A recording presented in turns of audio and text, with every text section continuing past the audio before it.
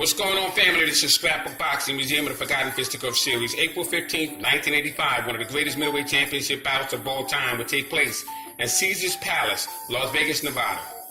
You would have what was called simply the fight.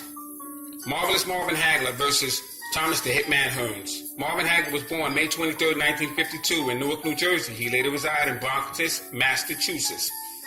He stood 5 foot 9 inches and weighed 155 to 163 pounds. He would win a national AAU middleweight championship bout, winning 57 fights.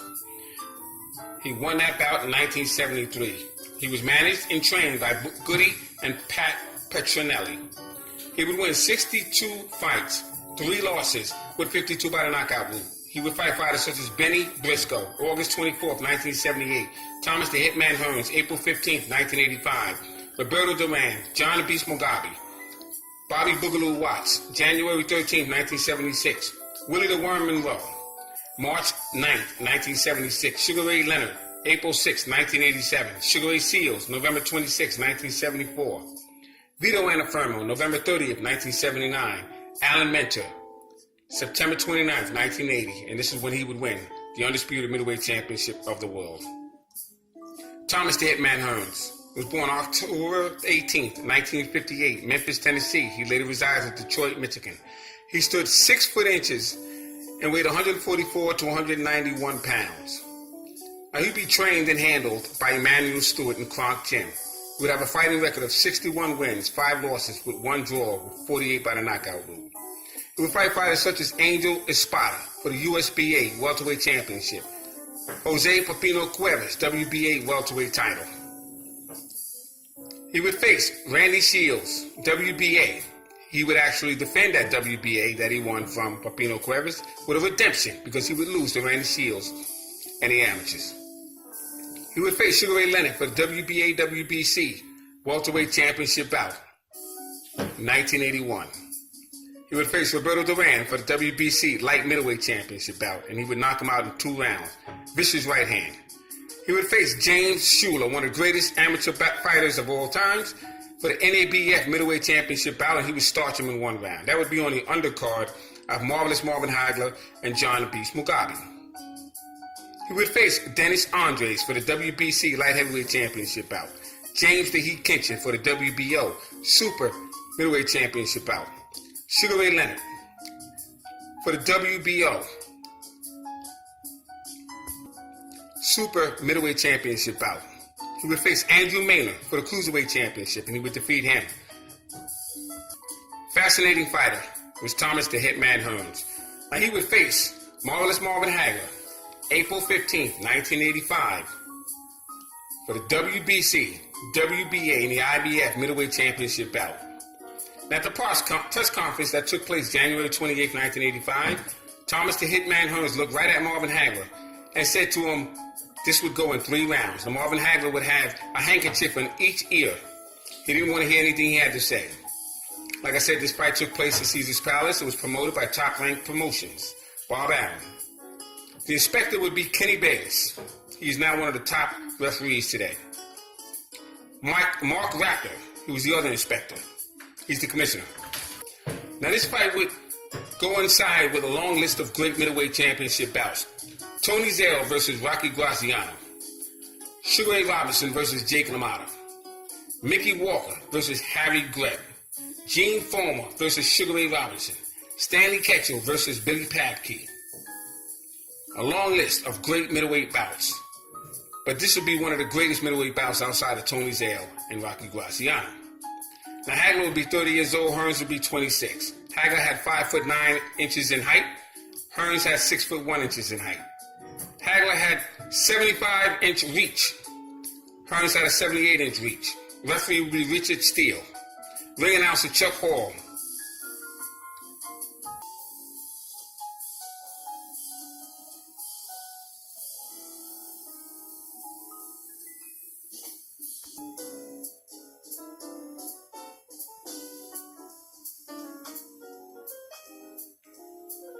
Now, Thomas Hearns was a brutal puncher. He could knock you out with either hand, but his right hand was ferocious. Only a few knockouts in his amateur career. But Emmanuel Stewart said as a professional, we need knockouts. And that they worked on. And Marvelous Marvin Hagler was destroying the amateur careers of many, many fighters. And this fight was originally supposed to take place in 1982, but Thomas Hearns had hurt his pinky toe. And Marvin Hagler said he would cut his pinky toe off for the kind of money they would be making.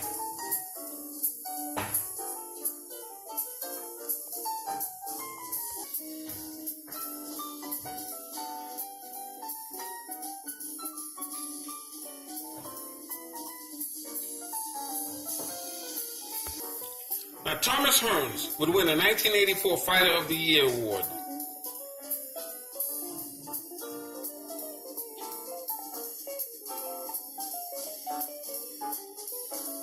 And he was on his way to stardom because he was on the back burners of Sugar Ray Leonard.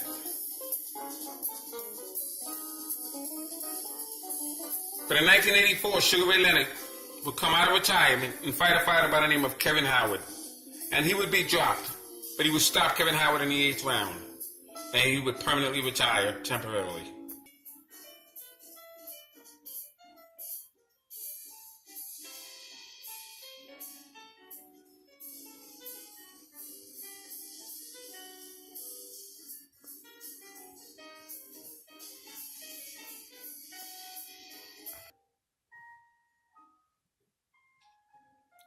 Marvin Hagler was a punching machine. He would fight you from the first round to the 15th round and never lose a step. Fascinating puncher. He was a southpaw who could switch orthodox. And this is what hurt a lot of fighters, because his left jab was just as powerful as his right jab. His left lead was just as powerful as his right lead. He fought an outstanding rhythm. Kept pressure on you at all times. He wanted redemption because he began his professional career. Ray Leonard was still an amateur.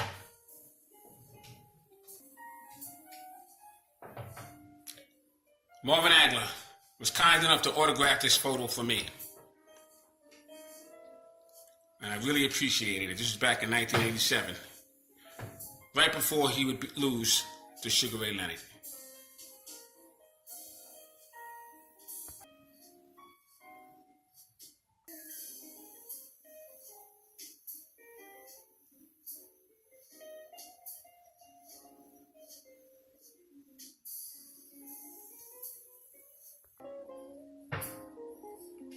I don't think I'll ever see a middleweight championship bout like the one I saw on April 15th, 1985.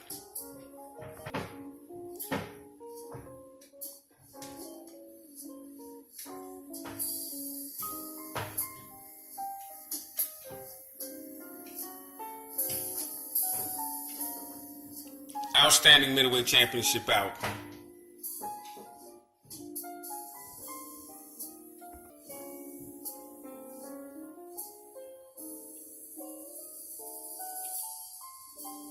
Thomas the Hitman Hearns had one of the greatest left jabs in boxing and a brutal right hand. He was tall, he had a boxing IQ, and he could punch. Beautiful left hook thrown by Marvelous Marvin Hagler. You see, when the first round bell rang, Thomas Hearns came out with a straight right hand on Marvin Hagler. He never expected that. And caused Hagler to take a half step back. And it softened up his tissues. And when he would be touched a few more times, a cut would open up. And that would put Marvin Hagler's career in danger. Richard Steele would call Marvin Hagler over to the ring doctor. Dr. Romeo would take a look at the cut.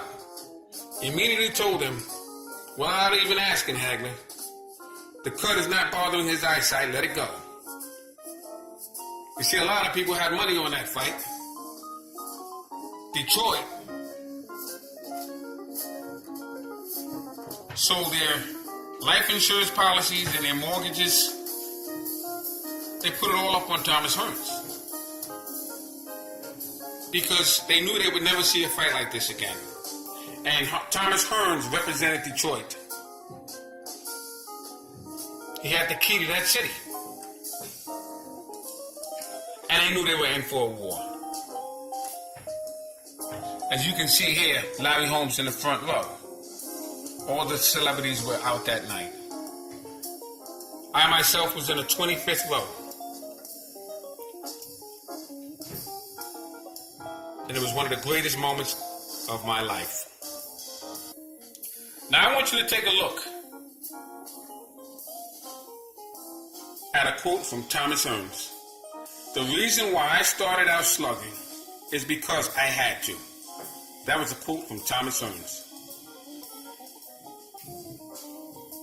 And what he meant by that, and I said this on a live stream, when a man makes you fight, doesn't matter who the man is fighting or who the man is made to fight, you have to either fight back or get knocked out or cover up. There's no more jabbing, there's no more moving to the extent where any fancy movement, you're taking two hands and you're slugging right back with them because there's too many power punches coming at you at one time. And this is how they fought in the 40s and the 50s. And Marvin Hagler was a throwback of that era.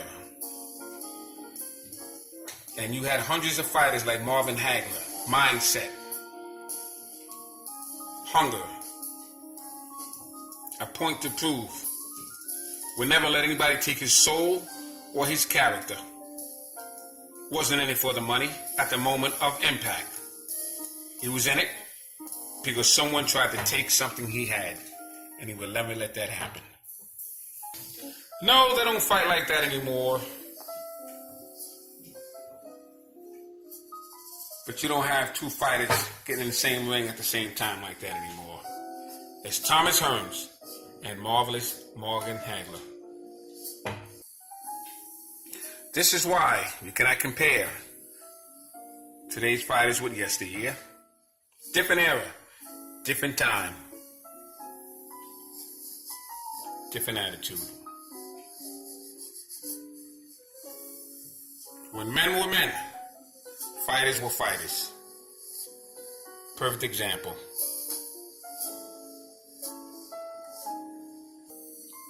Marvin Hagler, as you can see, Jose Suleiman in the front row. Dr. Romeo. Everyone's looking down at Thomas Hearns. He's been sent to the canvas by the greatest middleweight champion in the 1980s. I have this man ranked as number 3, perhaps number 2 greatest middleweight champion of all times. Marvelous Marvin Hagler. He was a destructive machine. And when you get two men in the ring at the same time, with the mind of heart and character, this is what you are going to get. Salute to Thomas the Hitman Hearns. Salute to marvelous Marvin Hagler.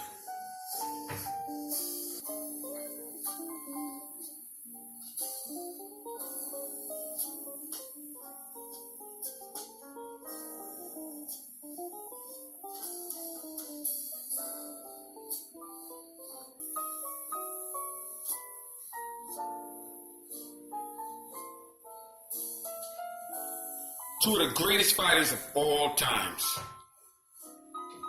Thomas Hearns and marvelous Marvin Hagler. Unbelievable.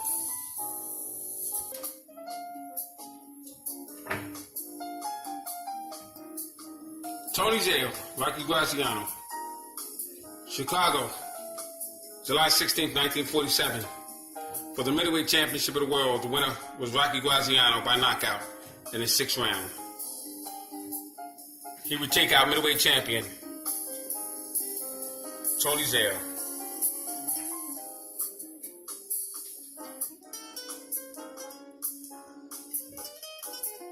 Tony Zale would win the middleweight championship bout from Marcel Sedan. These warriors would fight 3 times.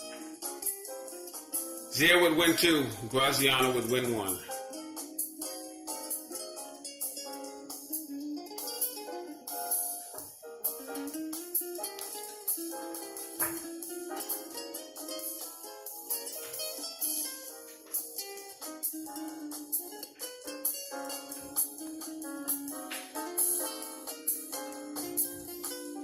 June 10, 1948.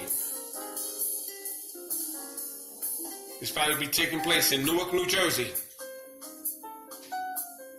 And referee will be Paul Cavalier. Graziano was a punchy. Rocky Graziano was a puncher. A punchy and a puncher. One of the most devastating right hands in middleweight history.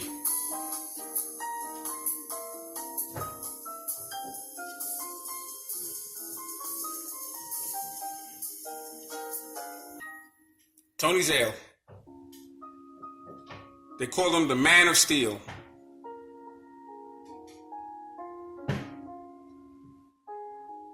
Voodoo puncher was Tony Zale. So you can see here a record of 68-18-2 with 45 knockouts. He would hold the NBA championship bout 1940-41.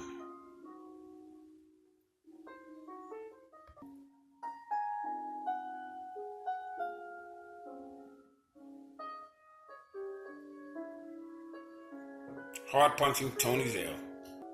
And Tony Zale would lose his championship bout September 21st, 1949 against Marcel Sedan.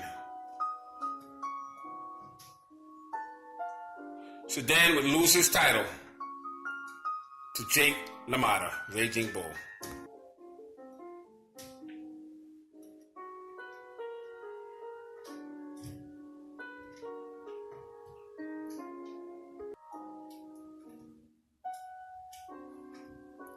The Raging Bull, Jake LaMotta.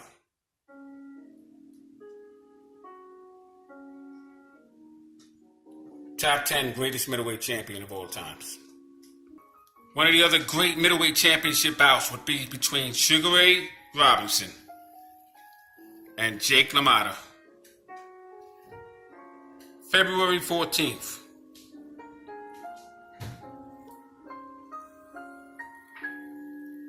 1951.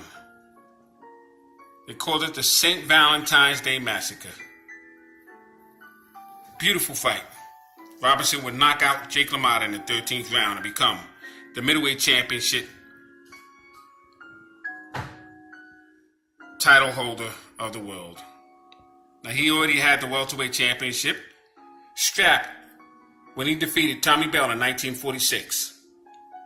First title defense would be against Charlie Fusari, but then he would get in there and face Jake LaMotta. Fascinating middleweight himself. Be one of the greatest middleweight championship bouts of all times.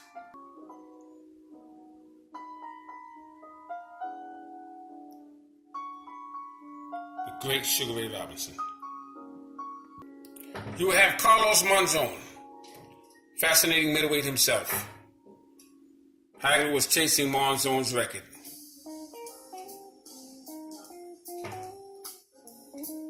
Consecutive title defenses. You would have Joey Giardello, middleweight champion of the world. He would lose his title to Dick Tiger. And he had his wars as well. Carmen Basilio, outstanding fight with Sugar Ray Robinson. One of the top 5 middleweight championship bouts of all times. Carmen Basilio is one of the toughest fighters of all times. Gene Foreman. They didn't come any tougher than Gene Foreman. I would have loved to seen him against Marvin Hagler. Outstanding middleweight champion, managed by Marv Jensen. He would have one of the great middleweight championship bouts with Dick Tiger, the Nigerian Nightmare.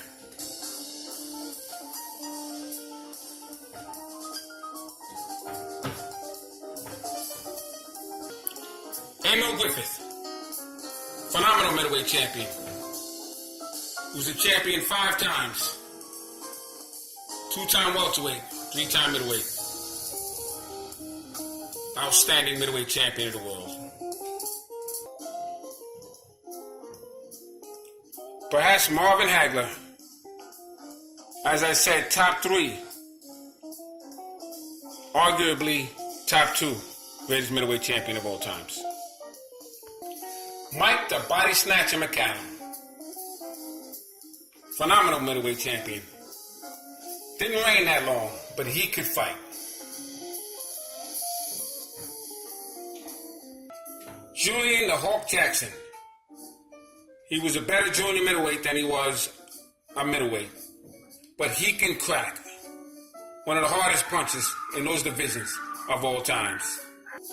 John the Beast Mugabe, who's a junior middleweight champion. I was at that fight in Las Vegas when he fought Marvelous Marvin Hagler. It was raining at that time and it was very cold, but it was some fight. John the Beast Mugabe was 24-0 with 24 knockouts in that fight. He was actually 26-0 with 26 knockouts in that fight. And Marvin Hagler would dethrone him. Because John the Beast Mugabe had never gone past 6 rounds. And he gassed out. And he had no more leg control. Hagler took over and starched him. It was a beautiful, beautiful match. One I'll never forget in my lifetime. But thanks for hanging in there with me. This is Scrapbook Boxing Museum of the Forgotten Fisticuffs series saying all great fights and all great fighters will never be forgotten on my channel. Marvelous Marvin Hagler. I got him number 2 during the course of this conversation. Greatest middleweight champion of all times. No question about it. Champion for 7 years, 1980 and 1987. And you can question whether he defeated Sugar Ray Leonard or not. But you can never question his heart. Salute to my subscribers. Salute to Marvelous Marvin Hagler. Salute to Thomas the Hitman Burns.